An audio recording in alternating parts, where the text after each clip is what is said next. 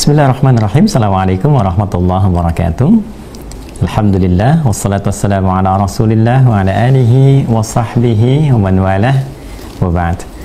Saudara-saudariku dimanapun berada, semoga video ini dan perjumpaan kita di malam Jumat ini waktu Indonesia bagian Barat dan tentunya menyesuaikan di tempat Anda berdomisili. Lebih dari itu, semoga kita semua di kesempatan ini senantiasa diberkahi, dimuliakan, dan dirahmati oleh Allah Subhanahu wa Ta'ala. Teman-teman, malam hari ini ada kerinduan mendalam dari kami untuk menyapa teman-teman semua. Sangat jarang sekali kita berdialog interaktif. Malam ini saya kira di sela-sela aktivitas, ada menulis, ada beberapa yang kita siapkan untuk riset. Tadi terpikir untuk menyapa teman-teman semua, saling mendoakan, dan mungkin ada dialog-dialog yang baik yang insya Allah bermanfaat untuk kita semuanya. Untuk itu malam hari ini kami bersengaja untuk meluangkan waktu dengan teman-teman semua. Kita mencoba untuk berdialog pada hal yang mungkin insya Allah kita bisa saling belajar, saling mengetahui informasi, saling melengkapi, dan poin terpenting meningkatkan keimanan dan keilmuan kita di hadapan Allah Subhanahu wa Ta'ala. Untuk itu, tidak berpanjang kata, kami berikan barangkali kesempatan bagi teman-teman yang bisa tersambung dengan akun ini, bisa kemudian kita berkomunikasi. Yang belum tersambung, teman-teman bisa tuliskan di kolom chatnya. Ini saya baru pertama kali live, tapi mantau juga live sendiri ya, melihat gitu di kita, supaya nanti kita bisa berdialog dengan apa yang mungkin teman-teman bisa sampaikan. Baik, bisa dibantu barangkali dari teman-teman admin disampaikan satu perangkat supaya saya bisa akses di sini, bisa melihat untuk kolom komentarnya atau nanti yang tersambung dengan kita, baik di Indonesia ataupun di luar Indonesia. Ya, mungkin menemani juga sebagian, saya kira yang sedang nonton bola ya, Indonesia lawan Laos ya, di grup B. Ya, mudah-mudahan timnas kita diberi kekuatan yang baik, mampu membanggakan, mengharumkan negeri, dan meraih apa yang seperti diharapkan insya Allah. Baik, minta satu teman-teman di operator admin, satu handphone mungkin yang bisa saya lihat, supaya nanti di dialog ini saya bisa menyimak juga ya dari teman-teman semuanya. Kira-kira dari mana kita mulai? Saya bisa cek dulu. Saya tidak bisa melihat langsung di kolomnya. Baik, bisa dibantu teman-teman, karena kita hari ini memang sengaja mendadak saya minta, jadi saya coba sesuaikan. Nah, Masya Allah, saya bacakan satu-satu ya yang tersambung. Alhamdulillah, ada Gusnita Mode. Assalamualaikum Buya. Waalaikumsalam warahmatullahi wabarakatuh. Baik, Assalamualaikum Pak Kiai, mau bertanya, sholat maghrib tapi kelupaan 4 rakaat, apakah harus mengulang? Alfian Mahfud Fajri. Kenapa kelupaan? Lagi mikirin apa? Itu dulu ya. Karena hadisnya di Abu Daud, saat mulai bertakbir itu setan mulai bertugas. Fayaqulu, kata Nabi atau kama qala sallallahu alaihi wasallam, dia berkata udkur kada, ingat ini, ingat itu, gitu kan? Nah, nanti ada yang komentar nabinya hatta la yash'ural musalli kam raka'atan yusalli, sampai kemudian akan terjadi ada orang sholat lupa berapa rakaat sedang menunaikan sholatnya. Nah, hadis ini menemukan momentumnya pada kejadian Anda. Artinya ini memberikan pembuktian pada hadis Nabi sallallahu alaihi wasallam. Solusinya bagaimana kalau kita pas lupa? Dalam posisi lupa itu ambil dulu yang paling diingat. Misalnya kalau kita ambil posisi ingatnya 2 rakaat misalnya ya, nanti setelah itu bangkit 1 rakaat lagi, kemudian setelah itu sujud sahwi untuk menutup kekurangannya. Kalaupun yang terjadi ternyata kemudian 4, maka itu telah terkoreksi dengan sujud sahwi kita. Jelas ya? Nah, kemudian kalaupun kemudian pas 2 lalu bangkit sekali lagi, ditutup dengan sujud sahwi, rakaatnya tetap 3, tapi nanti sujud sahwinya itu menutup kealpaan kita sehingga diterima dengan sempurna insya Allah di sisi Allah Subhanahu wa Ta'ala. Jadi yang harus Anda lakukan kalau sedang lupa, kondisi lupa ya, maka di akhir sebelum Anda menutup dengan salam, nanti ada 2 pendapat, sebelum salam dengan setelah salam gitu ya. Nah, sebelum salam Anda ambil yang paling dominan diingat. Kalau misalnya Anda putuskan ingatnya sudah 3, ya langsung sujud sahwi. Ya, sujud, kemudian bangkit, duduk, sujud lagi dengan bacaan yang tentunya Anda jelas sudah Anda pahami dengan baik.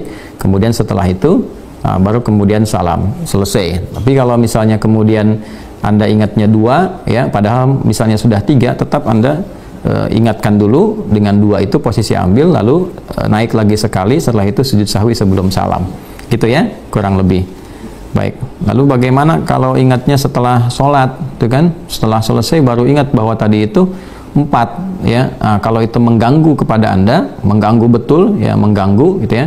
Nah, Anda bisa mengulang sholat itu di waktu Anda ingatnya. Ya, Anda bisa mengulang sholat itu di waktu Anda ingatkan dan selesaikan dengan 3 rakaat. Itu yang paling gampang. Itu di khusus kasus Anda, ya. Ya, walaupun secara fikih bisa saja ketika Anda selesai dengan keyakinan 3 itu sudah termaafkan. Ya, tapi kalau terganggu, terbawa dan sebagainya pada suasana yang lain, maka Anda bisa mengqadha di waktu Anda ingat, tunaikan 3 dan selesai. Kurang lebih demikian. Jadi saya cover semua pendapat-pendapat yang ada untuk memberikan ketenangan. Semoga dengan itu insya Allah bisa lebih tenang. Baik, kapan ke Jambi Ustadz? Insya Allah ya, kita nanti atur waktunya. Mudah-mudahan di tahun depan ya, sampai akhir tahun ini ada kepadatan. Baik. Assalamualaikum, sehat selalu Bu. Alhamdulillah, semoga Allah berikan kesehatan yang lebih baik juga kepada Anda, insya Allah. Assalamualaikum, barangkali ada yang lebih dekat dengan Allah, minta doanya untuk kesembuhan nenek saya. Setiap kita dekat dengan Allah, ya. Quran surah kedua di ayat 186. Wa idza sa'alaka 'ibadi 'anni fa inni qarib. Jika hambaku berupaya untuk mencariku, bermohon, meminta kepadaku, aku yakinkan kepadanya bahwa aku amatlah dekat. Allah dekat dengan kita. Ujibu da'watad da'i idza da'an. Aku pasti menjawab doa yang dipanjatkan kepadaku jika hambaku berdoa kepadaku. Falyastajibuli. Kalau doamu ingin cepat dikabulkan, maka cepat respon seruanku. Nah, ini rumus dalam Al-Quran. Jadi kalau Allah minta sholat, segera sholat, ya. Allah minta baca Quran, baca Al-Quran. Allah minta sedekah, minta sedekah. Nah, setelah itu niatkan amal kita dengan berdoa kepada Allah, ya. Baik setelah sholat atau sebelum beramal, niatkan saya pengen sedekah misalnya, dengan niat ini Allah mengabulkan supaya menyembuhkan nenek saya. Nah, itu dikuatkan nanti di Quran surah kelima Al-Maidah di ayat 35. Ya, saya ulangi, Quran surah kelima Al-Maidah di ayat ke-35. Ya ayyuhalladzina amanu taqullaha wabtaghu ilaihil wasilah. Hei seluruh hamba yang beriman kepada Allah, tingkatkan takwamu kepada Allah dan carilah dengan wasilah takwa itu untuk bisa mengabulkan keinginanmu. Tawassul, ya, dengan amalan takwa. Takwa itu amalnya apa saja? Banyak. Ya, ada salat, Al-Baqarah di ayat ke-2 dan 3. Ya, dzalikal kitabu la raiba fihi hudal lil muttaqin alladzina yu'minuna bil ghaibi wa yuqimunas shalah. Ya, orang takwa itu ciri pertamanya salat. Jadi Anda boleh setelah sholat minta, ya Allah sembuhkan nenek saya. Setelah beramal soleh itu berdoa, ya. Atau nanti wa mimma razaqnahum yunfiqun. Anda berinfak dengan niat, dengan infak ini saya mohon kepada Allah supaya Allah menyembuhkan penyakit nenek saya, gitu kan? Ya, tapi harus diisi dengan wal yu'minu bi, didasarkan dengan keyakinan yang kuat, dengan iman kepada Allah, gitu kan? La'allahum yarshudun, supaya kita menjadi orang yang sadar dengan petunjuk Allah Subhanahu wa taala. Di mana bisa bertanya? Di sini bisa, ya. Baik, kalau pribadi jangan diungkap ya, pribadinya diberikan samar misalnya supaya nanti gambarannya lebih luas. Baik, Ustadz, apakah di STOH akan ada kelas menghafal Al-Quran maupun tahsin online kembali? Insya Allah. Sudah berlangsung, mungkin teman-teman belum terkoneksi lagi nih ya.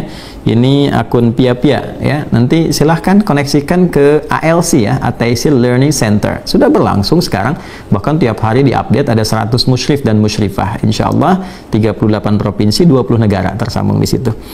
Teman-teman, ini kita beri kesempatan, ada teman-teman kita di Utrecht ya, di Belanda.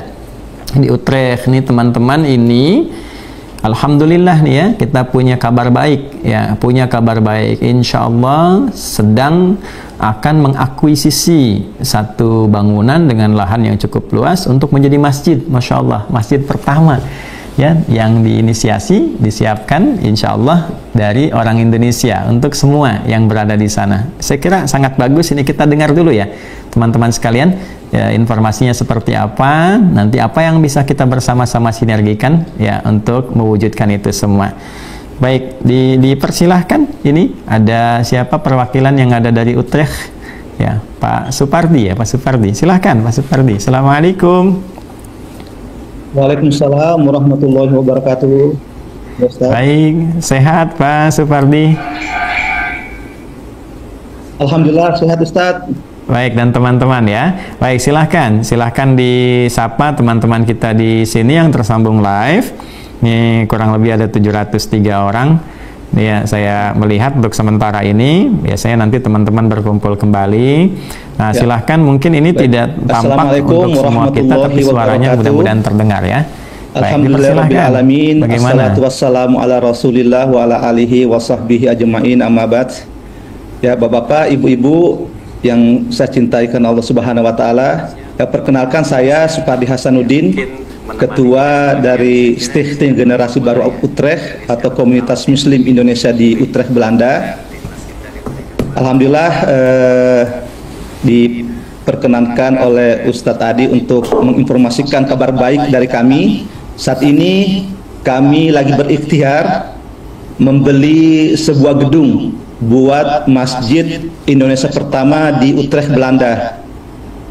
Jadi sekitar 2 bulan lalu kami telah menemukan sebuah bangunan yang ideal, yang cukup bagus buat masjid kita ini dengan harga sebesar 900.000 euro. Dan kami juga telah berikhtiar mengumpulkan wakaf, infak dan lain sebagainya buat menutupi biaya pembelian ini. Dan per hari ini dana wakaf yang telah kami kumpulkan sebesar 813.793 euro. Artinya kami masih ada kekurangan sebesar 86.000 euro lagi ya untuk bisa mengakuisisi bangunan tersebut, atau kalau mungkin dirupiahkan sebesar kurang lebih 1,5 miliar lagi. Ya, untuk itu mohon doa ya tentu dari Ustadz Adi dan juga Bapak Ibu semuanya, dan support dari Bapak Ibu semuanya. Semoga kami diberikan kemudahan dari Allah Subhanahu wa taala untuk bisa merealisasikan mimpi masyarakat Muslim Indonesia di Belanda ini, wabil khusus di Utrecht, untuk bisa memiliki masjid sendiri, tempat anak-anak kita belajar mengaji, belajar Al-Quran, tempat orang-orang Belanda yang tertarik dengan Islam bersyahadat, dan insya Allah menjadi salah satu mercusuar dakwah di benua Eropa ini. Demikian, sekali lagi mohon doa dari Bapak sekalian. Ya, terima kasih buat Ustadz Adi atas kesempatan diberikan. Ya. Demikian dari saya. Assalamualaikum warahmatullahi wabarakatuh. Assalamualaikum warahmatullahi wabarakatuh. Ya, ini harus bangun dari mimpi nih. Jangan bermimpi ya. Baik, ini ada 1,5 ya. Kapan ini limitnya? Harus selesainya kapan? Masih tersambung?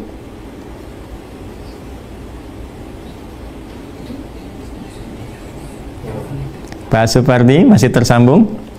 Kapan harus diselesaikan?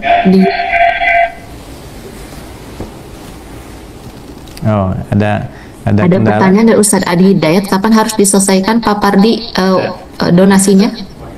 Oh iya, dari sana kapan diselesaikan? Ya, Bapak Ibu sekalian, lupa tadi menyampaikan bahwa kekurangan dana ini harus kami selesaikan sebelum hari Selasa pekan depan, tanggal 17 Desember adalah tenggang waktu yang diberikan kepada kami untuk bisa melunasi seluruh biaya pembelian tersebut. Jadi artinya 1,5 M ini harus kami selesaikan sebelum hari Selasa pekan depan. Berarti kurang lebih 4 hari lagi Senin, ya. Pekan depan itu dana tersebut semuanya sudah masuk di rekening notaris. Karena tanggal 17 Desember adalah hari untuk penandatanganan akte jual beli di kantor notaris. Demikian Ustaz. Baik. Kurang lebih ada 4 hari ya, 4 hari ke depan. Baik. Boleh di-share di sini kepada kita semua, kira-kira kalau ada kita ingin sama-sama berwakaf ya, di rekening kemana, mungkin ada yang bisa dari Indonesia. Oh, ini sudah bisa tampaknya. Ya, terima kasih.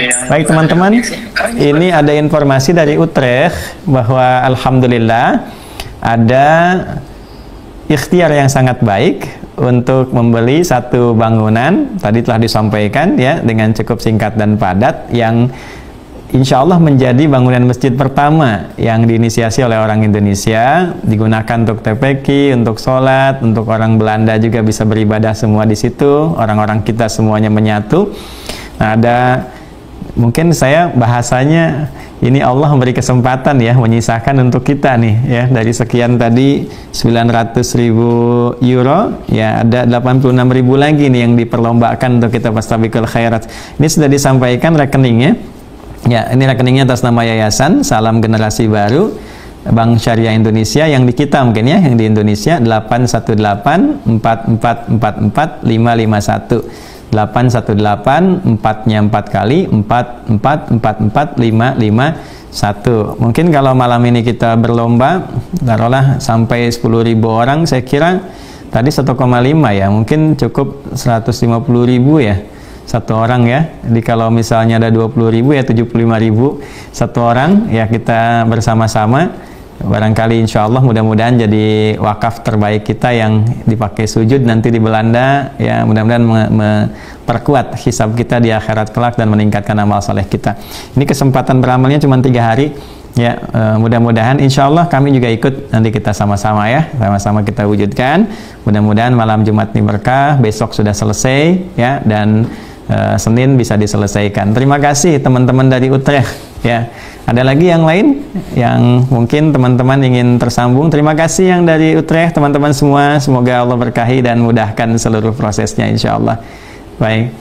Mudahkan seluruh. Jazakumullah khair. Ada lagi yang lain? Boleh dipandu lagi saya? Coba kita lihat. Terima kasih.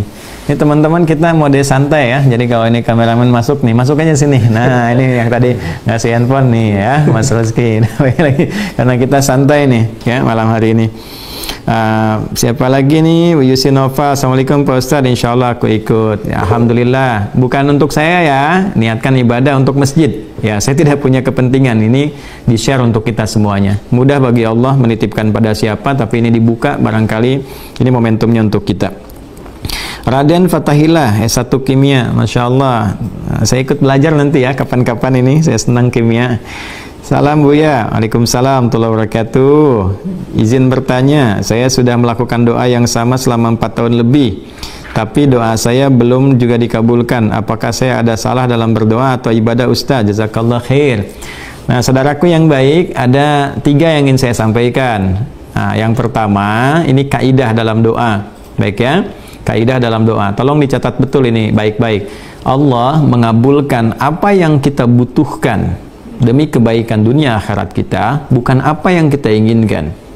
Saya ulang ya, Allah mengabulkan apa yang kita butuhkan untuk kebaikan dunia akhirat kita, bukan apa yang kita inginkan.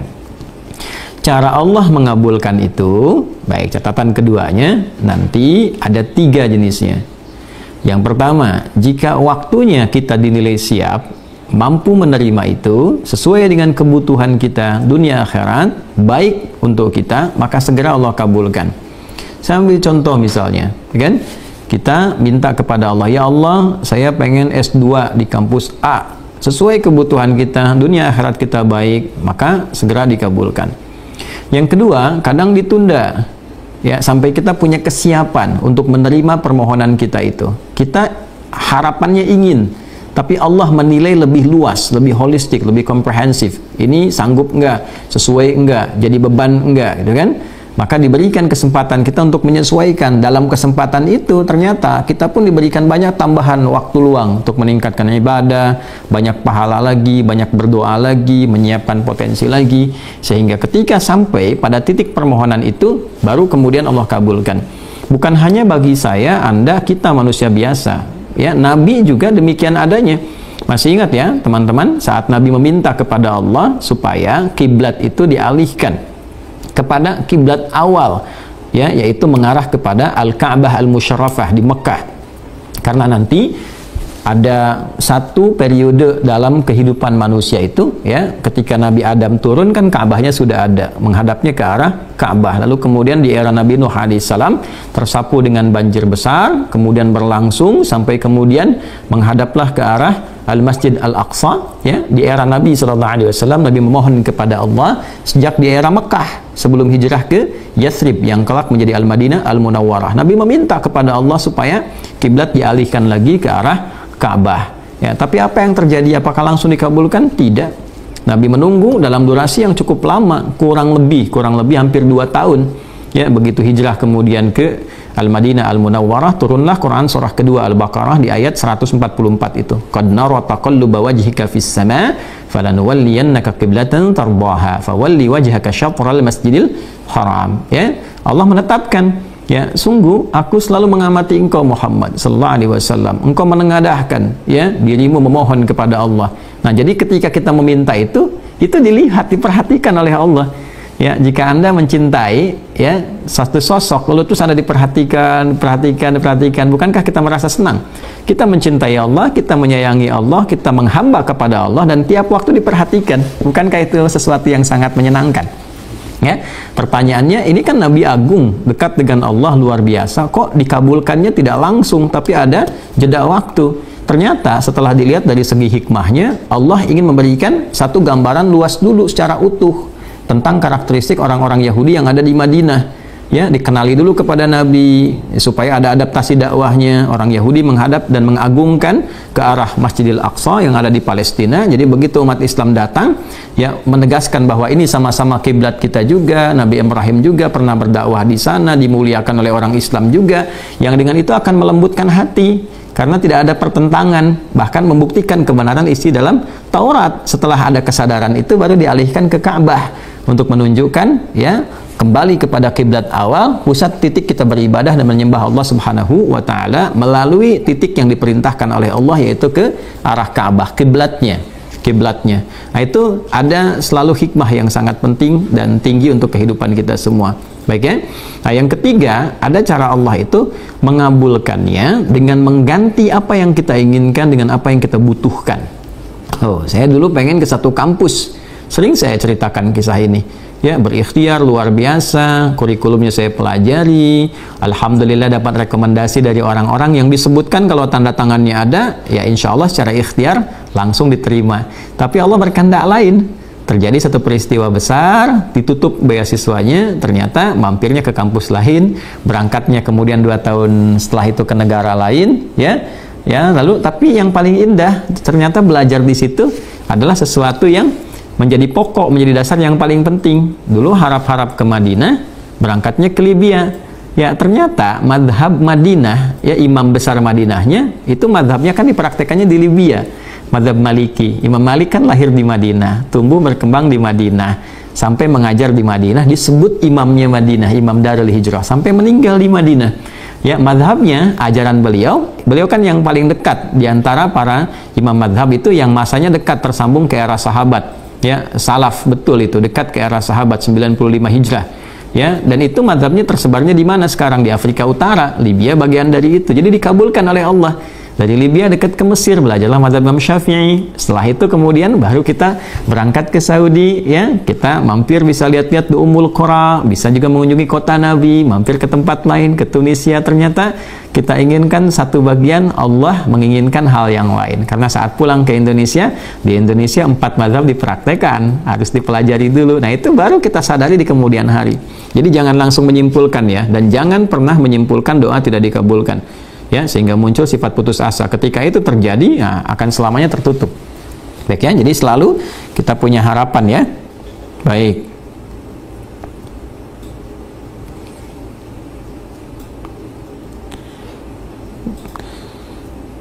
Muhsin bertanya, Ustadz izin bertanya, mengapa ulama-ulama tidak ingin masuk ke dalam politik? Karena menurut saya pemimpin diperlukan sosok seperti Ustadz. Ya, silahkan, itu punya cara pandang berbeda-beda. Ulama dakwahnya segmennya kan beda-beda, kan? Ada yang ustadz-ustadz juga di dunia politik ada mensibgoh di situ secara langsung dalam arti politik praktis, ya. Ada, kita lihat kan ada di MPR, wakil ketua MPR kan ada banyak ustadz di situ. Ada Ustadz Hidayat Nur Wahid, ada juga siapa lagi tuh, saya nggak salah, ada Ustadz Tamsil Lindrung dan sebagainya, banyak gitu, ya. Terus kan ada juga yang dari PKB kan banyak ustadz-ustadz juga itu, ya. Terus ada apa lagi tuh yang di PKS misalnya, atau partai yang lain lagi. Kalau saya sebut partai nanti dipotong-potong bermasalah gitu, ya. Tapi yang saya tahu kan banyak juga itu ustadz-ustadz yang terlibat di dalamnya, ya. Nah, saya tidak paham sepenuhnya. Namun demikian, ulama itu kan menyebar, ya, menyebar. Pembinaannya macam-macam. Ada yang menjadi paku bangsa, ya, memberikan pengingat tanpa partisan dalam politik, sehingga semua unsur dan elemen kepartaian, kebangsaan itu bisa diberikan pencerahan. Apalagi kalau musim-musim kanalisasi itu di kanal-kanal, digolong-golongkan, ini ke sini, sehingga ketika masuk dalam satu kanal itu yang lainnya merasa bahwa ini bukan bagiannya. Nah, dalam situasi itu akan lebih baik menjadi paku bangsa, sehingga mengingatkan untuk semua. Nah, bila ada stabilitas politik yang baik, ya, arah yang baik, maka si buahnya semuanya insya Allah akan lebih bisa komprehensif. Ya, itu saya kira pertimbangan-pertimbangan yang semua bagian dari ulama insya Allah punya kesadaran dan porsinya masing-masing. Yang penting kita mendoakan, ya, mendoakan. Kan ini 80% lebih umat Islam di Indonesia. Nah, rata-rata kan yang terlibat Muslim. Kita perbaikilah, ya, jangan saling bermusuhan yang terlalu mendalam, ya, yang tidak mendalam pun nggak boleh, apalagi mendalam. Kita doakan, sama-sama Muslim doakan, ya, arahkan yang baik, berikan masukan dengan cara yang baik. Orang kalau diberi masukan dengan teduh juga insya Allah, ya, akan lebih teduh terasanya. Ya, minimal kita mendoakan dan berikan sesuai dengan porsinya masing-masing masukan yang baik untuk membangun bangsa kita supaya diridhoi oleh Allah Subhanahu wa taala. Baik. Ini Assalamualaikum Alfandi Hamsyah. Waalaikumsalam warahmatullahi wabarakatuh. Izin bertanya Pak Ustadz, bagaimana tanggapan Islam tentang sains modern yang sekarang membuktikan kebenaran Al-Quran? Alhamdulillah, artinya Al-Quran benar, gitu kan? Al-Quran benar, tapi begini, Al-Quran itu berisi isyarat-isyarat ilmiah yang pasti kebenarannya. Baik, ya? Saya ulangi, Al-Quran itu berisi isyarat-isyarat ilmiah yang sudah pasti kebenarannya karena bersumber dari Allah Subhanahu wa ta'ala. Adapun proses pembuktian isyarat-isyarat tentang kebenaran itu, nah itu sifatnya jangan dimaknai tunggal. Dikhawatirkan nanti ketika ini ada teori, kemudian datang teori mengoreksi yang ini, seakan-akan ayatnya menjadi salah. Nah, itu yang kurang tepat. Nah, disinilah pentingnya untuk belajar tafsir dengan benar. Inilah pentingnya ilmu sanad, tafsir pun ada pakemnya lagi, maksudnya kemana. Jadi nggak bisa berdiri tunggal memaknai Al-Quran, ya kan? Nah, misal dengan hanya baca terjemah, paham isi tafsir, atau mengutip pendapat ulama, tapi misalnya di satu segmen saja, tidak. Ya, tafsir itu sangat luas sekali. Saya itu senang dan cinta dengan Al-Quran, karena cinta ini saya memulai mengikuti sanad ulama dengan belajar bahasa. Ya, nah ini salah persepsinya banyak sekali di masyarakat, jadi seakan-akan membuat dikotomi begini, oh ini mah alumni fakultas bahasa, nah itu belum mengerti tentang teori ilmu. Dulu para ulama kalau ingin mengkaji tafsir, fikih dan sebagainya, itu mulainya dari bahasa dulu. Semua ulama, para imam-imam madzhab dan sebagainya, itu mulainya dari bahasa dulu. Mereka mendalami bahasa Arab bukan supaya bisa bicara bahasa Arab, bukan, tapi memahami kedalamannya untuk mengkaji hikmah-hikmah dari bahasa Al-Quran. Karena setiap hurufnya itu punya makna, setiap harakatnya punya makna. Jadi bukan perkara bisa nahwu, bisa sharaf, tidak. Ya, di nahwu itu ada illatnya. Ya, ada illatnya ziyadah, ada hadzaf, ada macam-macam, ada 24 jenisnya yang bisa kita ketahui di situ. Kemudian nanti ada ilmu sharaf tentang perubahan, 12 turunan lagi di definisinya. Setelah itu ada balaghah, ada 3 unsur, ma'ani, bayan, badi'. Ya, kemudian setelah itu masuk arud dengan 16 bahar, baru kemudian ke adabnya, baru ke pengetahuan perbandingan dengan syair. Apa bedanya Quran dengan syair? Kenapa ayat-ayat syair ada di Quran? Untuk menjelaskan apa bedanya dengan Quran, apa itu semua nanti ada maknanya. Baru setelah itu masuk kepada kaidah-kaidah penjelasan. Untuk menjelaskan itu keterangan nabinya bagaimana, ya, untuk menjelaskan nilai kebahasaan dari yang umum menjadi khusus, namanya takhsis. Nanti ada kaidah untuk membuat sebuah kesimpulan fikih. Kaidah-kaidahnya disebut dengan kaidah fikih, dasarnya usul fikih, produknya hukum fikih. Nah itu ya, jadi nggak bisa tahu ayat langsung mengerti hukum, itu tidak bisa, ada turunan dulu. Nah, kami gradual di S1, S2, S3. S1 di jurusan bahasa itu bukan hanya belajar bahasa, tidak. Kita belajar hukumnya. Saya ngaji itu sampai beberapa kitab tafsir juga, dari tafsir yang umum, ayat ahkam, yang klasik misalnya At-Tabari, rangkumannya misalnya dari tafsirnya Ibnu Katsir, kemudian bahasanya sampai ke yang tafsir Al-Kasyafnya Zamakhsyari itu, dia Mu'tazilah tapi jadi rujukan tuh di kalangan ulama untuk kebahasaannya. Nanti ada tafsir Baghawi misalnya, ya, ada tafsir macam-macam terus sampai ke yang modern seperti Tahrir wa Tanwir. Ya, nah S2 kita ambil Alfiyah, kajian kita di Alfiyah, S3-nya kembalikan ke Quran. Nah, kami di S3 mengkaji tentang at-ta'lilat an-nahwiyah, ya, fi ziyadati wal hadzf, fi tafsir at-tahrir wa tanwir li Muhammad Tahir bin Ashur. Ya, jadi kita menganalisis Al-Qur'an 30 juz dari pendalaman kebahasaan, ya, ada namanya ziyadah wal hadaf dalam tafsir 30 jilid, namanya tahrir wa tanwir. Kembalinya ke Quran lagi. Nah, jadi jangan disimpulkan kalau kembali ke pertanyaan ini bahwa kalau ada satu penemuan modern kemudian dikorelasikan dengan ayat Al-Quran, kebenaran ayat itu dikhususkan pada penemuan itu. Jangan dibatasi demikian, khawatirnya nanti ketika penemuannya salah dikoreksi oleh penemuan lain seakan-akan ayatnya keliru. Tidak, ya, selalu nanti ada petunjuk-petunjuk dari Nabi yang harus digali kembali, arahnya kemana, seperti apa. Nah, kalau sudah masuk kepada inti dari semua kadar ini, dari unsur kebahasannya bagaimana, unsur pendekatan tafsirnya bagaimana, perjalanan seperti apa, tinjauan ilmiahnya bagaimana, baru kita bisa menemukan kebenaran di situ, ya, seperti yang diisyaratkan oleh Al-Quran. Tapi puncaknya adalah ilmu itu kalau dinilai benar, ya, itu akan ini puncak tertingginya, mengenalkan kita dengan Allah dan mendekatkan kita dengan Allah. Jadi kalau ada orang sepintar apapun tahu kebenaran dan dibuktikan dari Al-Quran, kemudian dia tetap tidak beriman, maka ini menunjukkan, mohon maaf, sisi keilmuannya belum berhasil. Ya, puncak ilmu itu adalah penguatan iman. Puncak ilmu itu iman. Yarfa'illahu alladhina amanu minkum walladhina utul ilma darajat, gitu kan? Nah, kemudian dari bangun tidur itu kalau kita buka Abu Daud nomor hadis 1367, itu baru bangun tidur Nabi sudah mengaitkan ayat ilmu dengan iman di surah Ali Imran ayat 190 sampai ayat 200 itu. Inna fi khalqis samawati wal ardi wa ikhtilafil laili wan nahari la ayatin li ulil albab alladzina yadhkuruna Allaha qiyaman wa qu'udan wa 'ala junubihim wa yatafakkaruna fi khalqis samawati wal ard. Ujungnya apa? Rabbana ma khalaqta hadza batila subhanaka faqina adzabannar. Jadi baru bangun tidur pun orang Islam itu sudah diminta berpikir ilmiah, ya, meriset, menemukan kebenaran-kebenaran di alam semesta untuk mengenal penciptanya. Jadi jangan berhenti di alam semesta. Ya, kesimpulannya jangan begini, alam semesta memberikan hukum, alam semesta membimbing, bukan. Ya, kesimpulannya siapa yang menciptakan alam semesta itu sehingga melahirkan fenomena begini yang secara ilmiah bisa diketahui. Ya, nanti dari situ kembalinya kepada pencipta semesta yang merawatnya. Ya, semesta dalam bahasa Arab disebut alamin, perawatnya disebut Rabb, digabungkan Rabbul Alamin. Kita orang Islam 17 kali dalam sehari mengatakan Alhamdulillahi Rabbil Alamin. Jadi kalau kita hidup di semesta, menganalisis semesta, ya, tapi setelah menemukan kesimpulan istimewa tentang alam semesta, tidak kenal penciptanya dan perawatnya, maka ada yang belum sempurna dalam analisis keilmuannya. Itu, ya, yang penting untuk digali. Teman-teman, saya ingin panjang sekali pertemuan di malam hari ini, tapi rupanya kita dibatasi, ya, dalam dialog ini. Mudah-mudahan insya Allah kita ketemu kembali.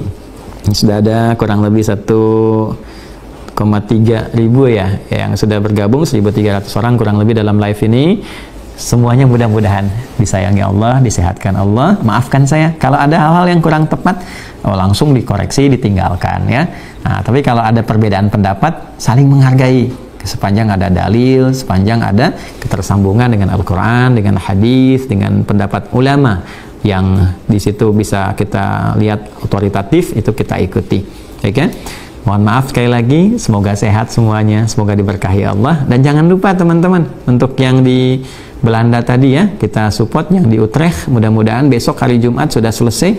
Ada kurang 1,5 M tadi, ya, disebutkan. Nah, tadi sudah rekeningnya, saya catat juga nih, di Bank Syariah Indonesia nomor 8184444, 4-nya 4 kali 551, atas nama Yayasan Salam Generasi Baru. Ini bukan yayasan kami, ya, saya juga baru tahu tadi, gitu, ya, dari yang dipaparkan itu, ya. Jadi ini untuk teman-teman di Utrecht, kita sama-sama beribadah, mudah-mudahan ibadah kita diterima oleh Allah Subhanahu wa Ta'ala. Nanti di dialog berikutnya kalau ada lagi yang lain, ya, insya Allah kita kan juga ada teman-teman, ya, di Jepang, di Korea, yang di Kanada, di Amerika, ya, mudah-mudahan di London. Kemarin sudah selesai, saya kira yang di London beli properti, mudah-mudahan sudah juga menjadi masjid, ya, dikonvert ke masjid. Semoga semuanya diberkahi dan jadi amal soleh. Ya, tetap bersatu, ya, rukun yang baik, jangan terpecah belah. Cukup musuh kita itu setan aja, sehingga pulang kepada Allah kita tidak punya banyak masalah.